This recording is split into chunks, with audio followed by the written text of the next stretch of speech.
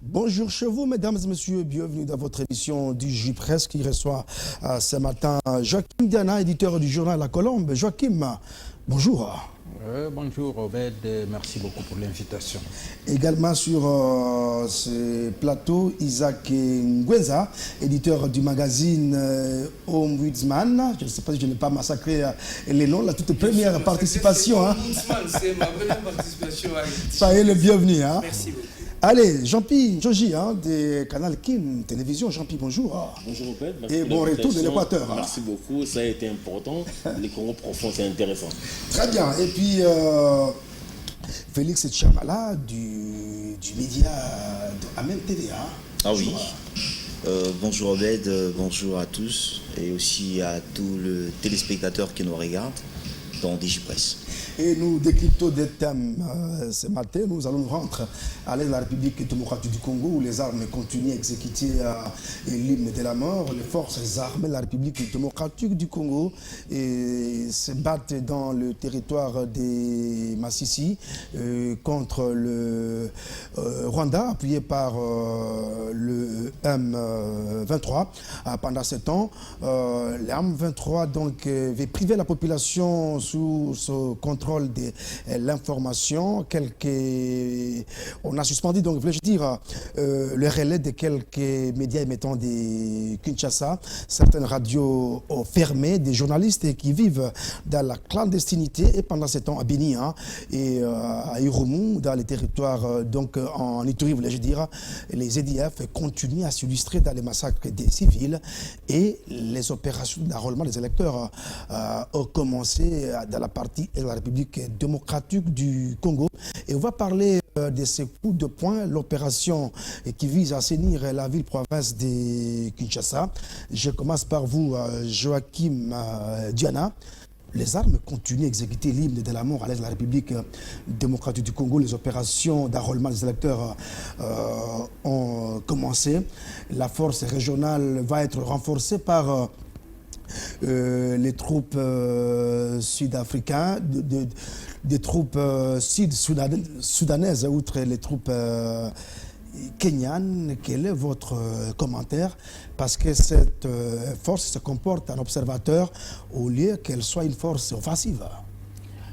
Écoutez Obed, cette histoire de la guerre à l'Est, nous en avons tellement parlé à tel point qu'en un moment, je me suis dit, peut-être que les gens qui font la guerre savent créer, sont dans un autre univers et ils voient plus clair que nous nous voyons. Mais si nous devons dire que nous sommes sur la planète Terre, nous connaissons le Rwanda, nous connaissons tous les pays voisins là, et que nous savons comment on fait la guerre, comment ça fait, nous pouvons être inquiets dans ce sens-là. Vous dites force d'observation. Mais c'est tout à fait clair, ça se voit que c'est une force d'observation. Mais sur papier, c'est une force offensive. Mais c'est ça le problème. Mais elle vient c'est ça le problème. En s'interposant, on crée des zones tampons. Alors, c'est pourquoi je me pose la question. Oui. Lorsque l'état-major de cette force, les états-majors de cette force-là se sont réunis, ils ont décidé, on va faire, il y aura ça, telle troupe va occuper là-bas, telle autre troupe va occuper là, telle troupe va occuper là-bas. Où étaient les FARDC? Ces troupes-là sont venues, sont en train de faire un plan de guerre sans FARDC. Ils sont venus, pourquoi? Pour dire que voilà, ce sont deux pays. Mais il y a un problème de l'AEC. Problème de communication, vous avez suivi comment ça s'appelle encore cette histoire? Sans pour autant vous couper, Joachim Diana, vous avez suivi le VPM Christophe Lutundula, qui a accusé même le secrétariat de l'EAC, qui ne transmet pas fidèlement les résolutions. Je voulais en arriver là. Oui. Donc, avant d'arriver même au PV, au communiqué final qui ne serait pas conforme à ce qui avait été décidé, oui, je me dis, cette force-là vient comme... Si elle vient nous soutenir, elle devrait être avec les FARDC. Même état-major, ils mettent le même combat. Mais quand ils viennent, les FARDC ne sont pas là. Et ils font le combat, le plan. Il y aura ça, il y aura ça, il y aura ça. C'est tellement clair, ils ont dessiné leur caractère de force d'interposition pour dire que, voilà, deux pays de la même sous-région sont en train de se battre, alors vous, Rwandais, Il n'y a là-bas... même pas deux pays, c'est 3 pays. Hein. Vous- Il y a également l'Ouganda. Oui. Oui. Vous, de deux côtés, mais nous venons au milieu pour mettre la paix. Donc, ils ne sont pas venus combattre. Parce que si c'était venu combattre, ils ne pouvaient pas se réunir, faire des plans de travail sans les FARDC. Ce n'est pas la première fois que nous vivons ce genre de combat. Nous avons vécu les Zimbabwéens, les Namibiens et tout ça. C'était avec les FARDC qui Mais avec la combattaient. SADC, c'était Nous- une force offensive. Une force À offensive l'époque de feu Laurent Désiré Kabila. et qui, même la brigade d'intervention là, Les elle Tanzaniens. travaillait, oui, elle 2012, travaillait avec les 2013. FARDC. Même si dans leur plan il était que cette force-là pouvait aller au combat avec ou sans les FARDC. Mais elle était toujours avec les FARDC. Le plan de guerre venait des FARDC et il venait en soutien. Mais à qui la faute? Vous avez suivi le président de la République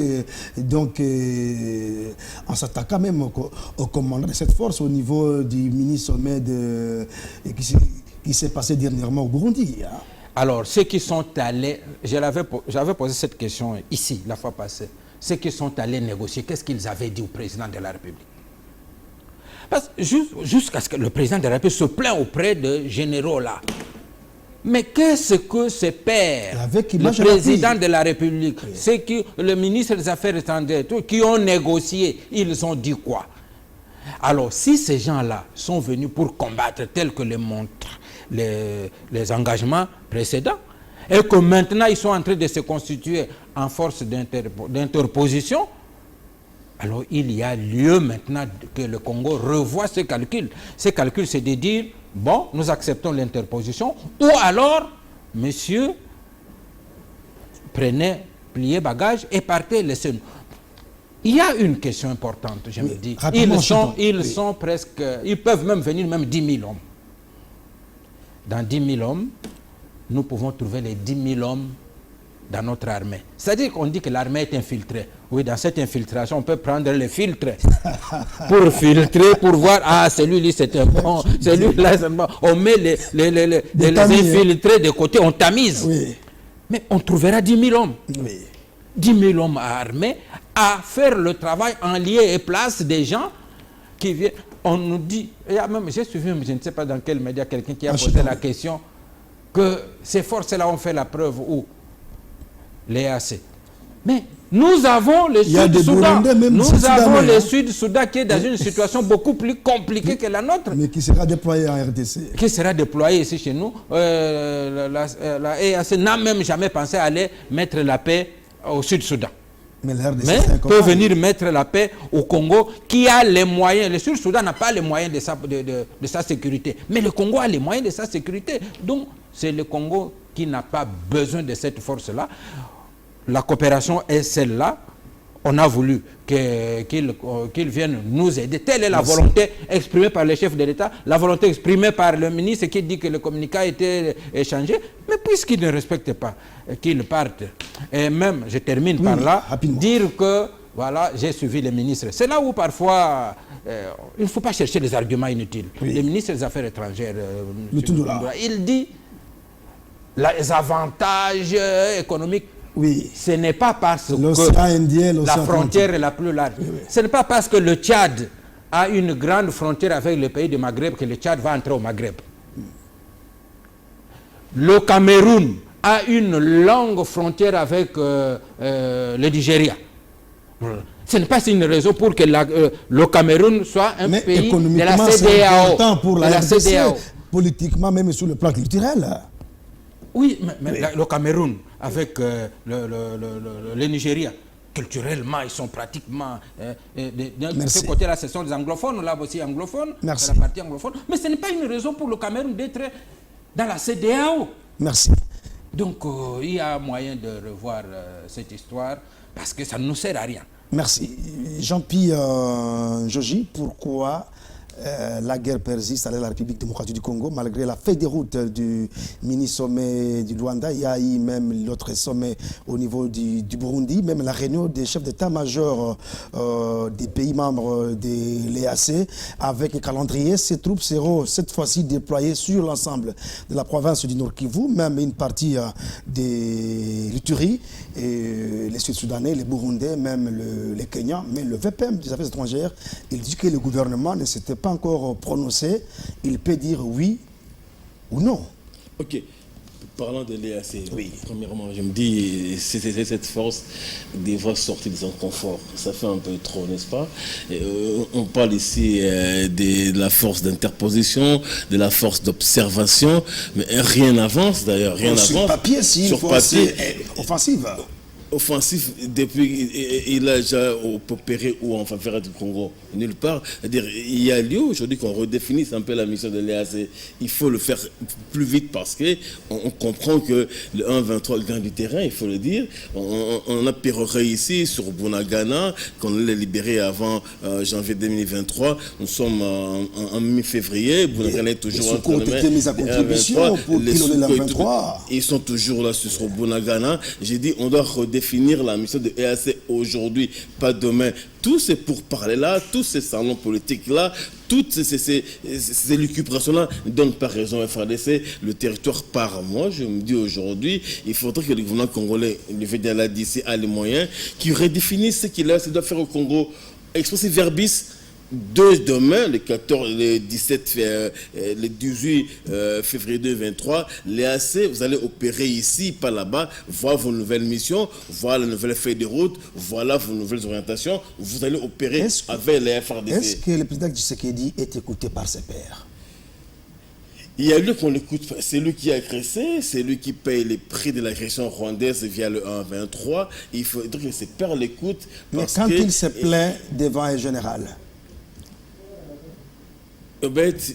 C'est un homme d'État dont le pays est agressé. Il y a lieu de comprendre certaines réactions, même si tout, il ne faut pas les valider, mais il était en face d'un officier de l'armée qui devait appuyer le Congo. Mais il devrait dire ça à son homologue.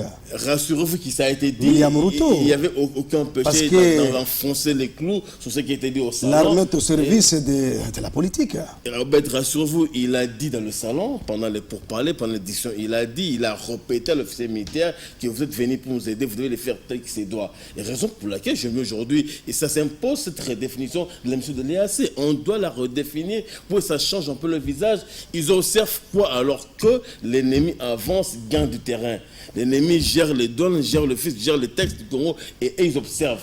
Et après, il y aura un gros chèque, une grosse facture à la fin de la mission. Ils partiront se mettre plein la poche, ils vont partir. Donc, aujourd'hui, la seule alternative qu'il faut prendre en compte, c'est la redéfinition de la mission de l'EAC. Au côté, bien sûr, des FARDC, comme Diana l'a dit, au côté des FARDC. Faire tout ensemble. On se rappellera, quand la MONUSCO est arrivée ici, la commission militaire mixte, rien ne se faisait sans les FARDC. Tout se faisait avec eux. Il faudra que les commandements militaires du Congo... Mais l'EAC sur terrain organise maintenant des matchs de football avec des gardes-parcs. Ça c'est une aberration. Avec des réunions avec l'homme. Une grosse aberration au bête, c'est-à-dire qu'on se fout du Congolais. Et ce qui n'est pas élégant à voir et à constater. On se fout de nous.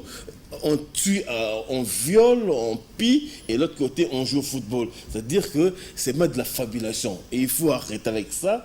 Et le chef d'État l'a dit, je pense que la fédération de Luanda est presque sabordée. Qui s'en occupe d'ailleurs?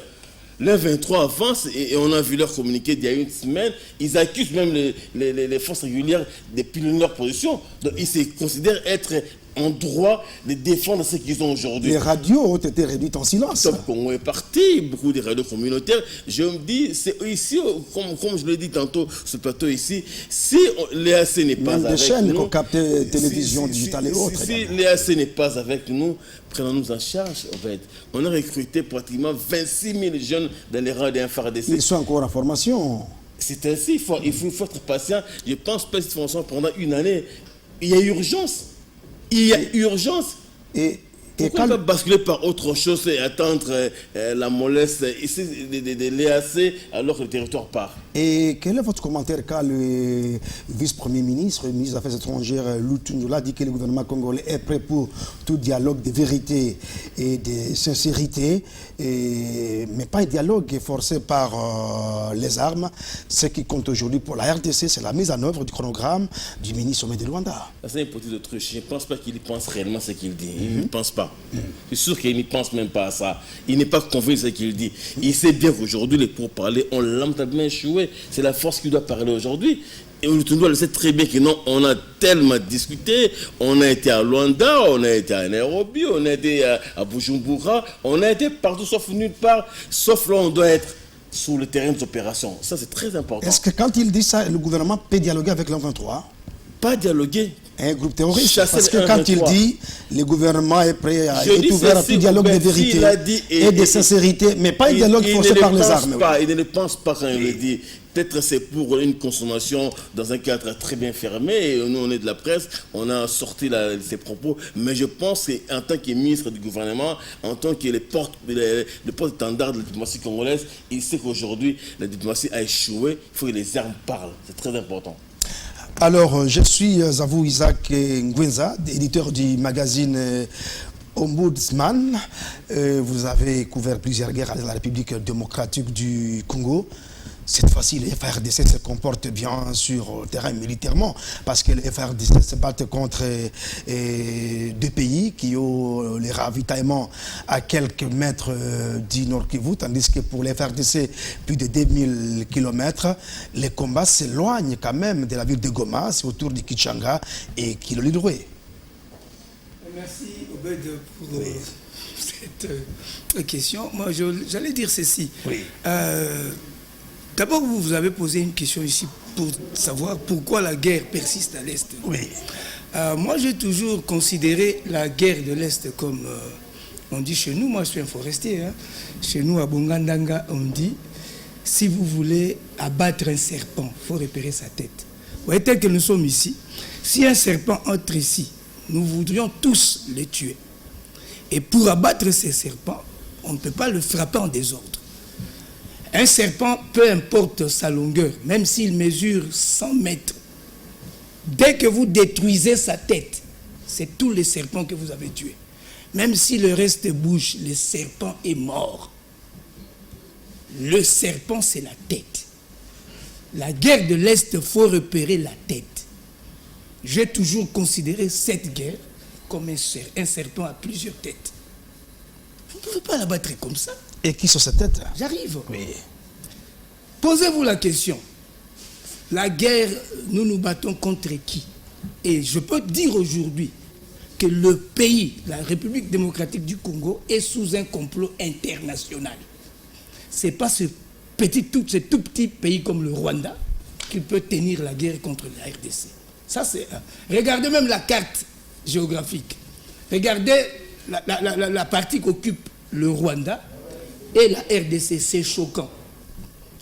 Quand je souligne ici que le pays est sous un complot international, je veux dire ceci. Toutes les richesses que le monde occidental a besoin aujourd'hui pour faire avancer la technologie... Avec la transition énergétique, oui. Avant même ça, je peux même remonter en 1800, vers les années 1860, ainsi de suite, quand l'industrie automobile avait besoin de caoutchouc. Pour booster l'industrie automobile à l'époque, oui, la meilleure qualité de ces caoutchoucs s'est trouvée à l'Équateur. Oui, oui. Aujourd'hui, avec tout ce qu'on appelle software, oui, l'intelligence artificielle, le produit coltan, cassiterite, c'est au Kivu. Et je l'ai toujours dit, et je suis en train de préparer une publication intitulée « La résurrection du plan des 30 ans ». Cette guerre, si nous ne retrouvons pas les têtes, ça peut arriver jusqu'à 30 ans encore. Tant qu'il y a des désordres à l'Est, ça profite à qui? Comment expliquer qu'en 2013, le M23 était défait? On arrive en 2021, je crois. Mais le gouvernement était surpris. J'arrive, il y a des groupes armés locaux. Le gouvernement appelle les groupes armés, je crois, à Nairobi et tout là. Les M23 qu'on pensait défaire demandent à participer à ces à ces pourparlers, le gouvernement refuse et puis ils entrent. Et autre chose, en 2013, quand le M23 était défait, qu'est-ce qui s'est passé? Ils ont reçu l'ordre de Kigali de se retirer en Ouganda. Donc pendant tous ces temps, le gouvernement et les renseignements militaires savaient que le M23 se trouve en Ouganda. Je pense... Une partie au Rwanda aussi. Hein. En Ouganda. Moi, je pense que Bunagana, j'ai été à Bunagana en 2013 quand le M23 était défait avec général... Bauma. Non. Avec général Etumba, Didier Etumba. Oui. Et à ce moment-là, je faisais une enquête pour Wall Street Journal. On est allé jusqu'à Bunagana, à côté de frontière avec l'Ouganda. Donc on sait que le M23 est là, et à chaque moment, il menaçait d'entrer au Congo. Donc Bunagana devait être une zone hautement sécurisée. Parce que vous savez que les rebelles sont là, ils peuvent entrer à tout moment. Mais comment expliquer qu'ils sont entrés paisiblement, et nos militaires se retirent en soutenant un retrait stratégique? Il y a un problème. Oui, je veux dire que le problème de la guerre de l'Est doit être résolu en résolvant les vrais problèmes. Merci. D'abord, oui, rapidement, Achita, rapidement. Achita, oui. Vous avez parlé de la force de CEAC ici. Moi, je vous parlerai plutôt de la MONUSCO. Que fait la MONUSCO? Dans la MONUSCO, ils ont une force appelée FIB, Force Intervention Brigade, composée des Sud-Africains, des Malawites et des Tanzaniens, qu'on a dépêché à Beni, suivant la résolution qui a donné le pouvoir à la MONUSCO d'appliquer le chapitre 7. Mais sur terrain, ils ne font rien. Les Malawites sont là, les Tanzaniens sont là, les Sud-Africains sont là. En plus, on ajoute la force de AEC. Il y a un problème. Il faut chercher le vrai problème. Merci. Alors, Chamala de Amen TV, les FARDC se comportent un peu bien parce que la guerre est éloignée de la ville de Goma qui n'est plus la cible. Les combats se déroulent au niveau vers Kichanga qui le livrait, mais les FARDC qui se battent contre deux pays, le Rwanda et l'Ouganda, et la RDC n'a pas, depuis Mobutu, n'a pas pensé à construire de camps militaires le long de ces frontières problématiques à l'est de la RDC. Oui, je pense, avant de répondre à votre question, on a parlé ici qu'il faut redéfinir la mission de l'EAC. Moi, je n'y pense pas. Parce que il n'est pas encore temps de les faire, de redéfinir cette mission de l'EAC. Pourquoi? Parce que le président de la République, Félix-Antoine Tshisekedi, à mon égard, s'est plongé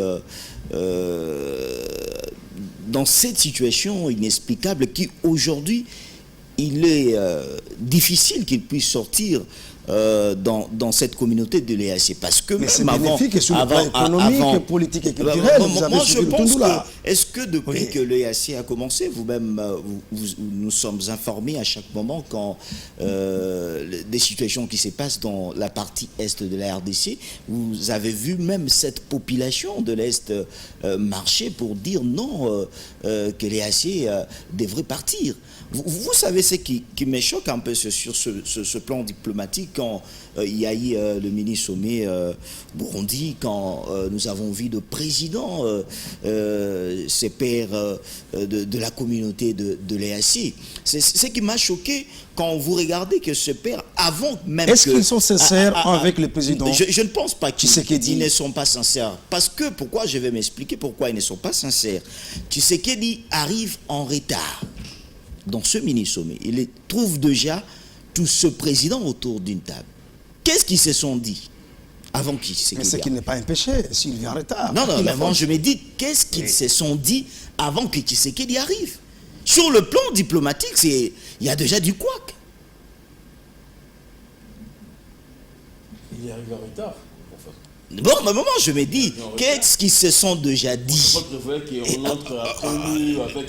Moi, je pense, les autres, est-ce qu'on peut faire un quid sur la non-construction de casernes, de camps militaires, les longs des frontières de la RDC au niveau de l'Est de la RDC?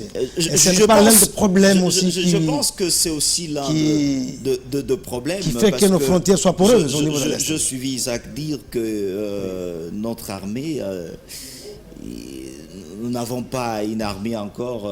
Comment ça? C'est une armée qui se met des conditions trop difficiles. Je me dis, nous avons une armée, mais il y a certaines choses qu'on devrait toucher avec notre armée, parce que vous savez très bien que nous avons de problèmes sur ce qui concerne de matériel, des outils à qui nous devons faire face. Mais il y avait l'embargo, la RDC souffrait de l'embargo. Mais je pense qu'on a eu l'embargo, maintenant ça n'existe pas. Oui, c'est un processus. Est-ce qu'il y a la volonté? Est-ce qu'il y a le moyen que nous devons se procurer des outils ou bien de matériel?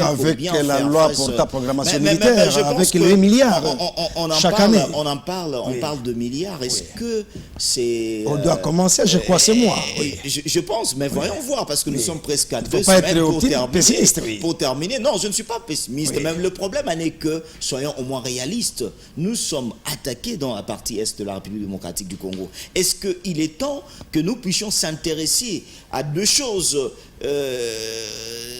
qui ne sont pas tellement plus importantes que la sécurité de Congolais qui sont dans cette partie de l'Est de la République démocratique du Congo? Moi, je pense qu'il est temps. Il est temps que Félix Tshisekedi puisse quitter l'EAC, aller vers même SADC, qui nous avons vu au moins... Pourquoi ne pas y rester tout à corriger ce qui ne marche pas? Non, mais vous allez corriger avec des gens qui n'ont pas cette volonté de le faire. Parce que quand vous prenez ce père de l'EAC, moi je ne pense pas qu'il y a...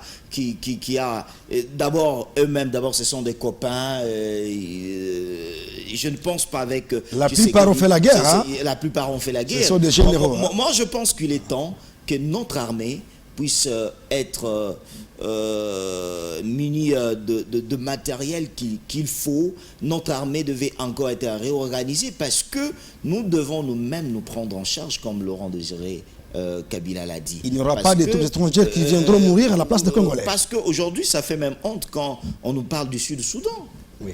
Ça fait honte voir la République démocratique du Congo à la taille, la grande République démocratique du Congo parler, le Soudan qui a aussi ses problèmes, le Burundi également. Intervenir en République démocratique du Congo. Oui. Ça fait honte. C'est ce que nous demandons aujourd'hui. Nous devons au moins... Mais le gouvernement n'a pas encore accepté, l'a dit Lutundula. Non, moi je pense que pas Lutundula, même malgré... faut-il augmenter ou pas? Même malgré... Mais le calendrier a été rendu public même malgré les déclarations de Lutundula. Moi je ne vois pas d'abord Lutundula être confiant, même à travers ce parole qu'il est en train de dire à chaque fois quand il y a des sommets, quand il y a des rencontres. Moi je pense qu'il est temps que nous devons faire ce qui est essentiel. L'essentiel aussi, c'est quoi? Merci, de vite vider ce gouvernement des warriors qui sont de guerriers en matière politique, comment se trouver de l'argent, et ainsi de suite, mais qui ne sont pas des warriors pour aider la population congolaise.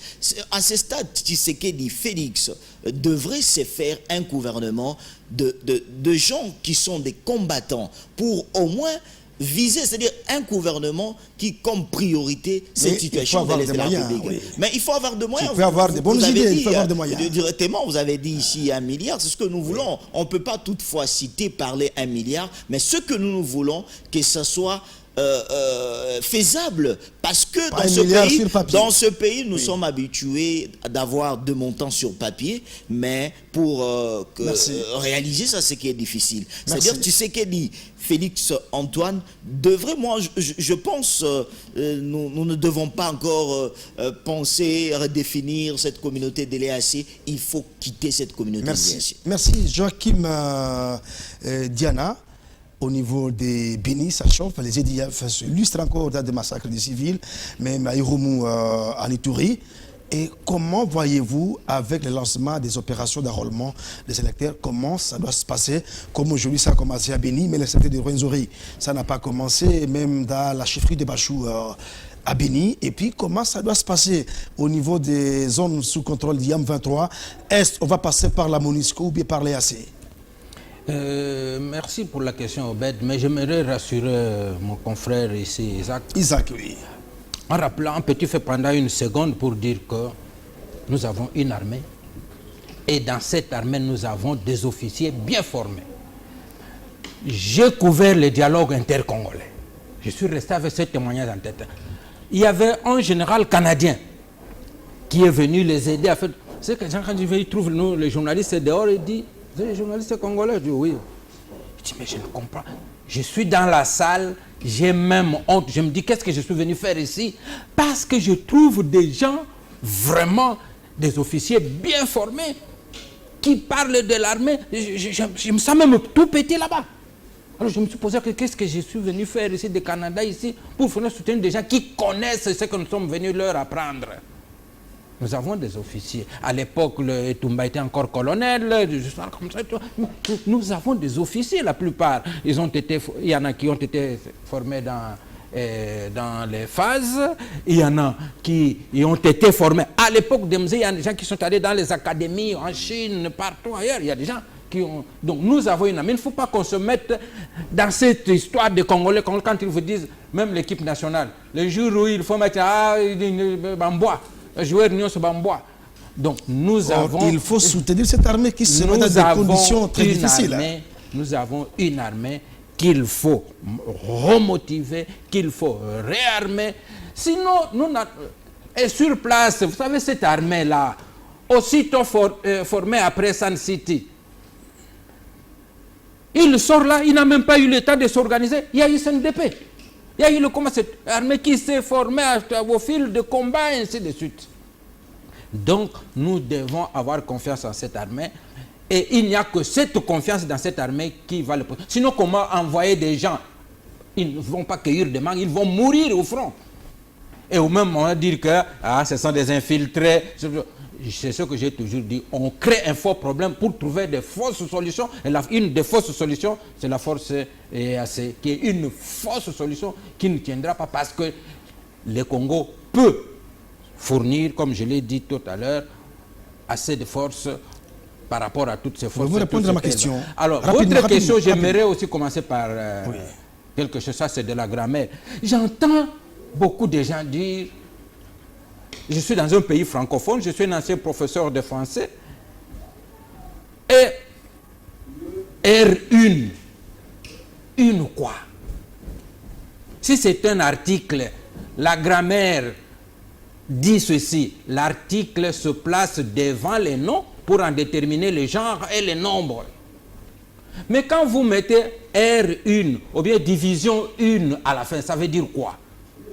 Mais je sais quand on dit c'est R1, R numéro 1. Le 1 là, c'est le numéro, Ce n'est pas une R. Tout en répondant à ma question rapidement. Même dans RFI, j'entends les gens dire ça, la nationale 1. Non, la nationale 1, c'est-à-dire la nationale numéro 1. On n'est pas venu faire la grammaire et Joachim Diana ici. Quand je suis dans un pays francophone, j'entends ça, un homme sérieux, cravate, tout ça, il dit R1. Ça me fait très mal. C'est pourquoi j'ai tenu à rappeler ça.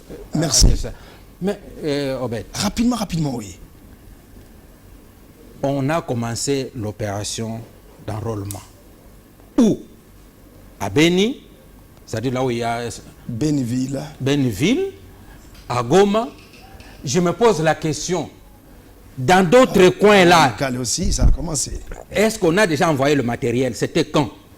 C'est là où on devrait nous montrer, pour nous rassurer, on devrait nous montrer, en dehors de Beni, de Goma, de centre-ville, où il y a vu encore, comment on est allé déposer le matériel et comment la sécurité... Ça doit se faire graduellement selon la CENI, selon la sécurité. Mais selon la sécurité, ça veut dire quoi? Qu'ils n'auront plus le même temps là, ça est comme le gouvernement d'enrôlement. Ils n'auront sûr, plus le même temps d'enrôlement. La devise de l'armée américaine dit ceci. L'impossible, c'est avec cela qu'on commence. Les cas de déplacement étaient mis à contribution pour enrôler. Le difficile, c'est ce qui prend un peu plus de temps. Mais nous ici, ce qui paraît impossible, on dit, bon, on va voir. Mais Valais n'est pas enrôlé du tout. Mais on va enrôler au niveau des camps de déplacés. On va enrôler dans le camp de déplacés. Voilà ce qu'on devrait nous montrer. Comment on a envoyé le matériel dans le camp de déplacés. Parce que le matériel devrait être envoyé avant. Sinon, ce qu'il fait ici, c'est de la simple propagande. Mais l'équipe de la CENI est présente là-bas. Mais je parle justement de la CENI. L'équipe est présente où? Dans quel camp de déplacés l'équipe est? Il y a des coins de ces parties-là pour arriver là où il y a des localités en brousse là-bas. Il faut aller déposer là, on doit attendre jusqu'à ce que la paix le permette, oui. Mais nous devons être sincères Merci. avec nous que la situation est difficile dans l'ère 3. L'ère 3, c'est vraiment difficile. Ça a déjà été très difficile à l'Équateur. Ça sera encore plus difficile à la Chopo. Mais on peut coopter aussi, comme ça a été en 2006, c'est à Massissi. Hein? Ben, On avait coopté certains députés. Hein? on va coopter. On peut, c'est une des Mais c'est hypothèses. la loi le dit. Mais c'est une des hypothèses à l'époque. Ah. En 2006. Alors, Jean-Pierre Joji, les opérations qui viennent de commencer dans la partie de la RDC, au Nord Kivu, même en Ituri, comment ça doit se passer sous les zones contrôlées par le sous-contrôle du YAM 23, les ADF?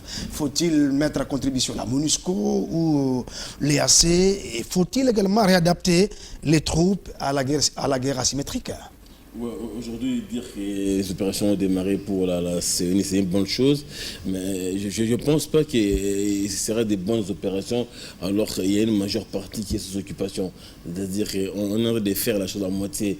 C'est-à-dire quoi? Le corps électoral prétendu de 50 millions d'électeurs, on ne va pas l'atteindre.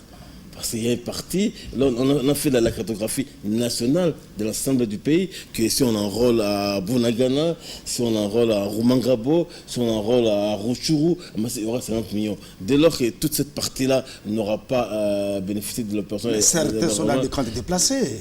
C'était Et une partie qui est restée sur place. Je me disais toujours qu'il était important d'attendre. Mais jusqu'à qu'on puisse coopter les députés du niveau de l'Ituri. Coopter, le vieux l'a dit, si ce n'est pas dans la loi, mais en 2006, ça a été fait. Hein. C'était exceptionnel, on l'a coopté, mais on ne le fera pas parce que la loi électorale est claire et nette. Pour être député, il faut être élu. Moi, je me dis, l'armée, on en a suivi le porte-parole des FRDC il y a 2 semaines qui dit que l'armée monte en puissance et qu'avant la fin des opérations électorales, les FRDC pourront reprendre le poids de la bête pour être Bunagana.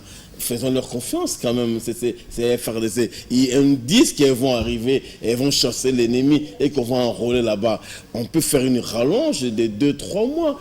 Pourquoi se précipite-t-on? On peut faire une rallonge, bon d'accord, puisque l'Est du pays est encore la CENI n'a pas refusé parce qu'il y a des zones accessibles et puis pourquoi elle lance maintenant pour laisser ceux qui sont occupés ne pas prendre part à la CENI pourra toujours revenir. Ça sera une particularité au niveau de l'Est, oui.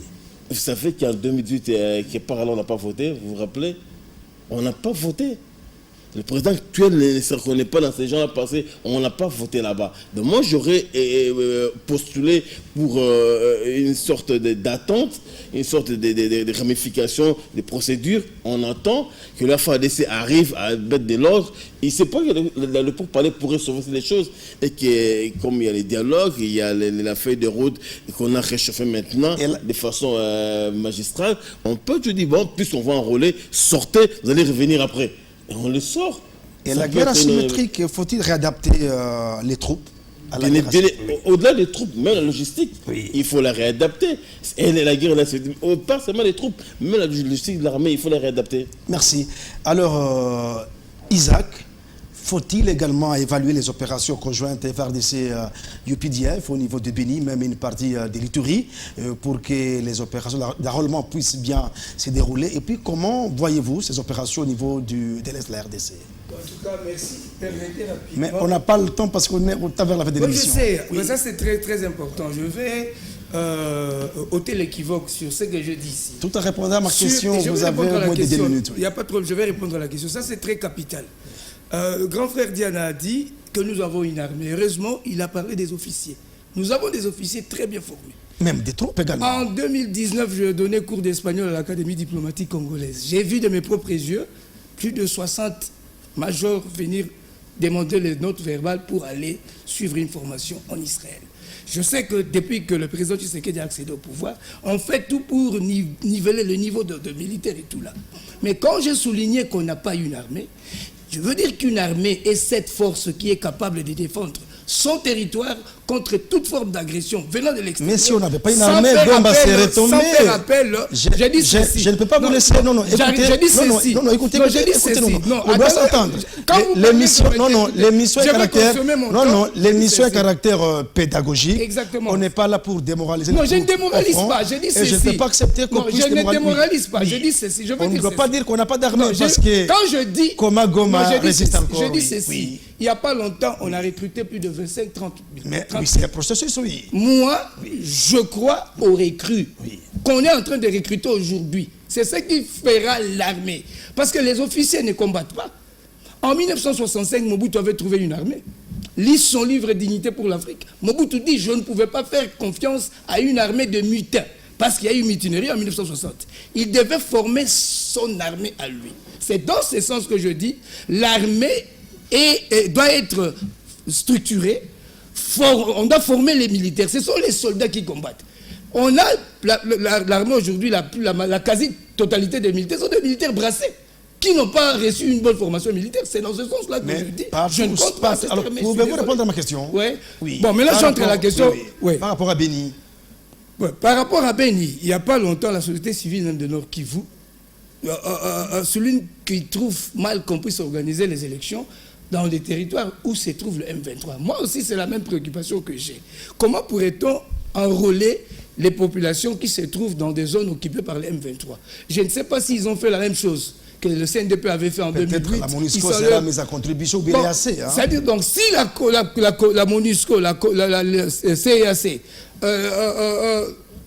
s'organise pour qu'on puisse on puisse enrôler là-bas, et le M23 là-bas, donc on parlera d'une complicité. On doit déloger le M23. C'est ça le problème. On ne peut pas dire que non, le M23 doit toujours être là. On ne l'a pas encore dit, ce sont des hypothèses. Non, c'est pour ça que je dis, une seule hypothèse que moi je soutiens, c'est l'éradication de ces mouvements rebelles du M23. Merci. Tchamala. Bon, je voulais un peu revenir, rebondir. Qui sur les opérations conjointes FARDC UPDF, c'est comme si la mention est encore maigre, parce que les EDF ont massacré la semaine dernière, à Irumu, en Ituri, même à Béni, au Nord Kivu. Alors, avant de revenir, je voulais au moins rebondir sur ce qu'Isaac est en train de dire, parce que jusque même le Védian l'a dit, je pense qu'il a toujours de doute qu'il existe une armée en République démocratique du Congo, parce que quand il évoque qu'on n'a que de généraux et autres, mais je pense que ceux qui sont en train d'être formés, ce ne sont pas de civils qui sont en train de leur apprendre comment tenir une arme, comment faire. Ce sont toujours ces mêmes généraux qui sont en train de former une armée. C'est pour tout simplement vous dire que il y a une armée qui existe, mais il y a possibilité il faut toujours soutenir, que nous puissions soutenir, parce qu'aujourd'hui, M. Isaac, je voulais tout simplement vous dire, si on n'avait pas une armée, Ituri allait tomber, Goma allait tomber, et les autres villes. C'est pour tout simplement vous dire que nous avons une armée. Mais le problème, Jean-Pierre l'a dit, nous devons au moins se ressourcer en ce qui concerne les outils. C'est comme nous sommes déjà, nous avons quitté ce stade de l'embargo, le gouvernement devrait faire tout pour au moins fournir à notre armée des outils qui sont capables de faire bien face à l'ennemi. Dire que notre pays n'a pas une armée, c'est une insulte, excusez-moi de le dire. Ah oui, parce que comment vous pouvez dire que nous n'avons pas une armée au moment où nous avons une armée? Là, c'est aussi encore de courager, et il y a de faiblesses, mais l'armée existe. L'armée peut monter toutefois. En chitant rapidement. Je pense quand vous parlez de ZADF, il est toujours temps, parce que ces derniers temps, ils commettent de bavures au niveau de l'Est de la RDC. Le gouvernement aussi, nous avons parlé l'autre fois sur ce plateau que le gouvernement devait faire tout pour au moins donner, c'est-à-dire pour que tous les services puissent se réunir, que ce soit les services de renseignement, mais la guerre asymétrique, c'est plus de renseignement. Pour au moins être informé à chaque moment. Parce que ce genre, quand je pense que c'était la semaine passée que ce même ADF était allé dans une école, ils ont déposé une bombe, mais au moins notre armée a à faire ce qui était essentiel. Je pense qu'il est temps que nous puissions faire ce qui est essentiel, c'est-à-dire encourager cette armée là où il y a à féliciter, il faut féliciter, là où il y a à corriger, nous devons dire pour que nous puissions faire ce qui est mieux. Merci. Merci. Malheureusement, on est à la fin de l'émission. Joachim, vous aurez 30 secondes chacun pour qu'on puisse clôturer. Un petit commentaire, ici, coup de poing pour assainir la ville-province de Kinshasa. Rapidement. Le coup de poing, moi c'est le poing gauche. Alors, écoutez... Chantini Ngobila, qu'on doit étendre même cette opération à travers la République. Je ne sais pas s'il a payé le droit d'auteur à Kimbunda, qui nous avait déjà fait faire ce coup de poing. C'est ce que j'ai dit. Cette opération, c'est une opération quotidienne. Ce n'est pas cosmétique et occasionnel. Et j'ai toujours dit, pour que cette opération ait lieu, il faudrait que nous puissions organiser les élections à la base. Chaque bourgmestre doit savoir que pour revenir demain, il faudrait que j'assainisse mon coin. Ne fût-ce qu'assainir le coin. Les conseillers communaux, pour revenir, pour le moment, ce sont les députés, comment j'appelle, les députés COGIP 19, pas Covid, mais qui souffrent de COGIP. Comment on appelle ces GIP encore les GIP qu'on a donné aux députés, c'est vous qui les connaissez. Palissade. Palissade. Donc c'est pourquoi j'ai dit COGIP. Écoutez, une bonne opération, vous la savez quand même. C'est normal qu'il y ait cette opération-là, mais lorsqu'on l'a fait et que demain, les choses reviennent un peu en débouchage, après le départ du pape, vous allez voir que la nature va la nature va reprendre son droit et puis tout revient, les gens vont revenir encore plus que cela. Mais je voudrais terminer, rapidement. Je voulais terminer par dire que c'est parce que je l'entends souvent dans beaucoup d'émissions que le M23 n'avait pas été défait en 2013. C'est faux et archi-faux, puisque comme nous sommes allés jusque là où leur dernier point de chute, ils ont abandonné matériel et consorts, ils ont fait une partie au Rwanda, une partie en Ouganda. Ils ont été défaits avec ce qu'on avait appelé l'opération Pomme Orange. Merci. Alors, Jean-Pierre Jogi, une belle opération, une opération qu'on doit étendre sur l'ensemble du pays, mais faut-il aussi porter plainte contre les agents de l'État qui avaient livré des documents, même ils sont retraités, comme l'a dit notre confrère Nikenski Belbel, en préparant cette émission, même les retraités impliqués dans ces dossiers doivent aussi être poursuivis par la justice. Ça peut être une alternative. On peut arriver à une telle possibilité, mais je dis toujours, qui paye mal perd toujours. C'est très important.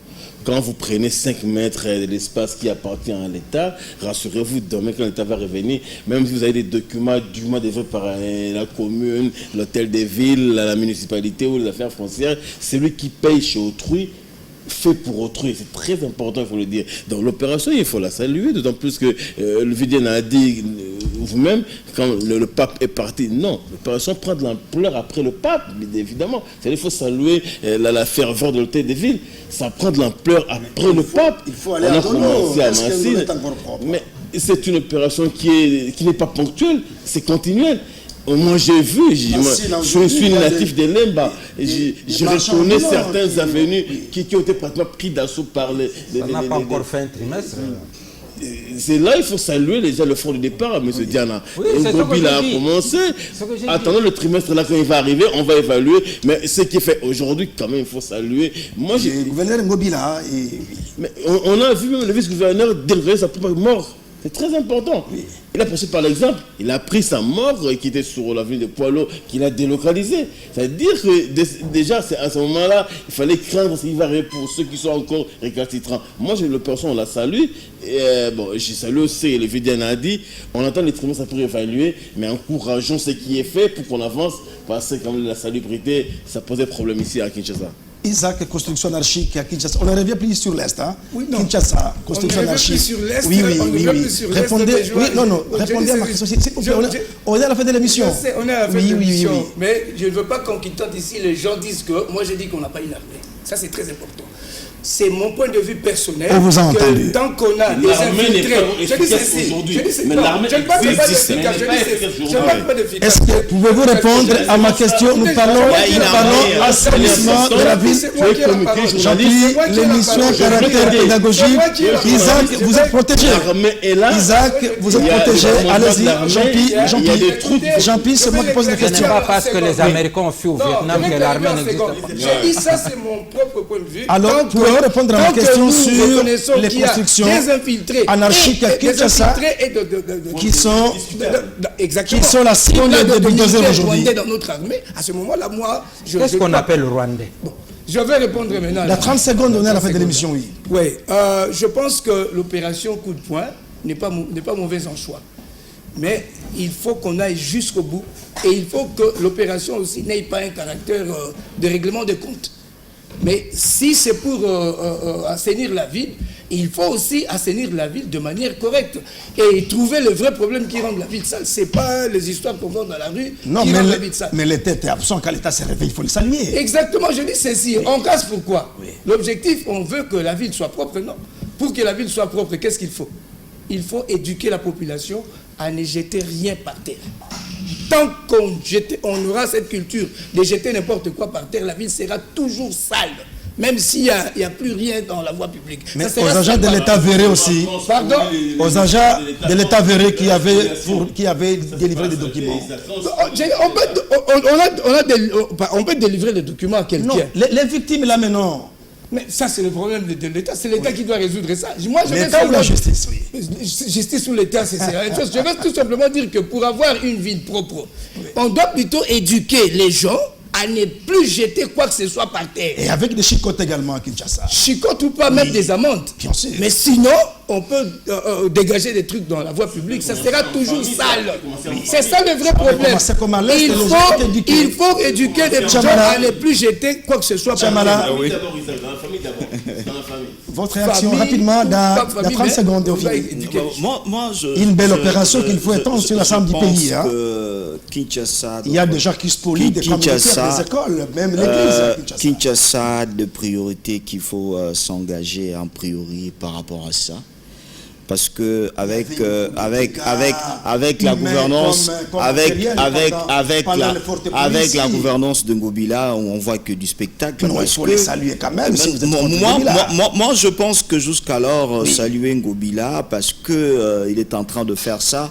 Je n'ai pas encore eu le temps de le faire parce que quand vous avez quelqu'un qui vous partez tout au long du boulevard en face du stade de Martyrs, il nous a mis des tôles là-bas, je pense que c'est 3 ans, il n'y a rien, il y a même de quoi ici, les terrains qu'on appelait terrain triomphal.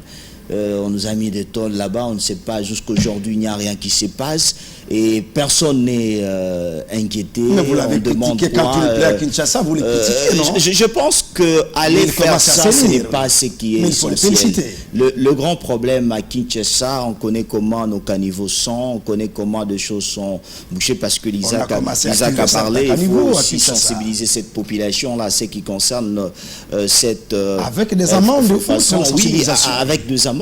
Parce que moi, je pense que Ngobila n'achève pas ce qu'il commence. Il n'achève pas ce qu'il commence. Merci, on a commencé avec Kin Bopeto. Je pense qu'aujourd'hui, Kin Bopeto, c'était que du néant. Il a fait déplacer même le chef de l'État. Et aujourd'hui, c'est du spectacle. Aujourd'hui, avec le dossier marché central, j'attends. Il nous a dit que le marché sera inauguré au mois de novembre. J'attends au mois de novembre. Il nous reste encore, si c'est 8 mois. Parce que ce que nous sommes en train de vivre avec... il nous reste au moins 8 mois. On attend ce que Ngobila va nous montrer. Moi, je pense que ce qu'il est en train de faire pour moi, ce n'est pas intéressant pour la ville de Kinshasa. Kinshasa a d'autres problèmes plus que ça. Merci, on est à la fin de l'émission. Nous disons grand merci à notre confrère Nikeski Belbel du journal Écolis qui nous a aidé à préparer cette émission. Nous disons également merci à Joachim Diana du journal La Colombe, le Puy Gauche, et à Isaac également qui est l'éditeur du magazine, comment on l'appelle, oui. Et puis Jean-Pierre Joji, directeur des informations chez Canal King Télévision, et Chamala d'Amen TV. Retrouvez cette émission en rediffusion à 23h45 et samedi à 9h40 puis à 15h45 et dimanche à 9h30 et à la radio samedi et dimanche sur le SA 6.5 et à Béni sur la radio Télégraben Béni. RTGB, bonne journée chez vous, accompagné de votre chaîne.